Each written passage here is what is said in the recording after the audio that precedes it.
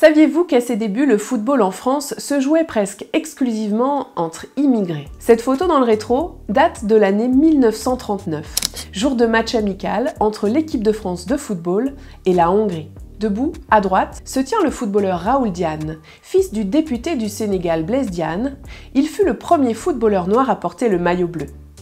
Le football, le sport aujourd'hui le plus populaire et le plus médiatique, a conquis la planète en moins d'un siècle. En France, sa longue et complexe histoire en a fait le miroir de notre société.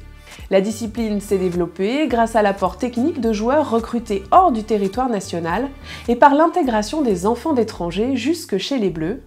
Raymond Kopa, Michel Platini, Zinedine Zidane, trois figures du football français, sont à des degrés divers des descendants d'immigrés. Mais commençons par regarder encore un peu plus dans le rétro. En France, ce sont les Anglais, inventeurs du jeu, qui l'érigent en sport populaire dans la seconde moitié du 19e siècle. Puis, un bataillon de Britanniques toujours, mais aussi des Belges, Allemands, Autrichiens et même des Sud-Américains, pendant le demi-siècle suivant, enchantent les spectateurs français. L'importation de footballeurs professionnels en France remonte à l'origine de la Ligue professionnelle en 1932.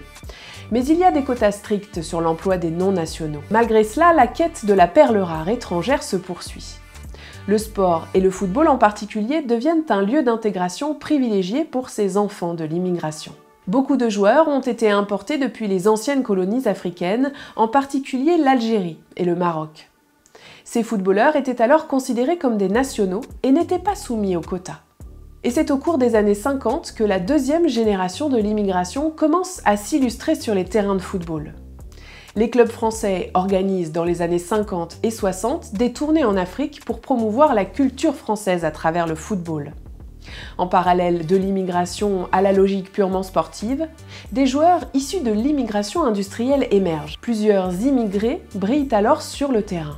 La star de la Coupe du Monde de 1958, le Napoléon du football, alias Raymond Kopaszewski, est issu d'une famille de mineurs venus de Pologne. Michel Platini incarne le héros national pendant les années 70 et 80.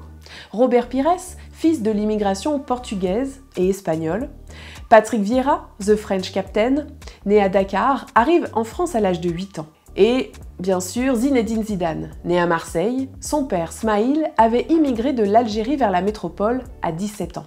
Leur succès a tendance à faire oublier la xénophobie et le racisme dont ces champions ont dû souffrir au début de leur carrière, comme beaucoup de leurs pairs. C'est avec le doublé inespéré Coupe du Monde Euro en 98 et 2000 que l'apport de l'immigration au football français devient un véritable objet médiatique. L'équipe doublement victorieuse compose à nouveau une mosaïque de la diversité française, mêlant province française avec Deschamps, Guivarch, Lizarazu, Blanc, l'Europe méridionale avec Candela, Pires, et les Dom-Tom avec Diomède, Carambeu, Henry, Lama, Thuram, l'Afrique subsaharienne avec Desailly, Vieira, et l'Afrique du Nord avec Zizou. Après plus d'un siècle d'existence, le sport ne guérit rien, mais il symbolise beaucoup de choses. Il fait à sa manière avancer les mentalités sur l'immigration. Il reste un lieu de rencontre unique d'une France plurielle. Et côté résultat, les fans de football français peuvent dire merci à l'immigration.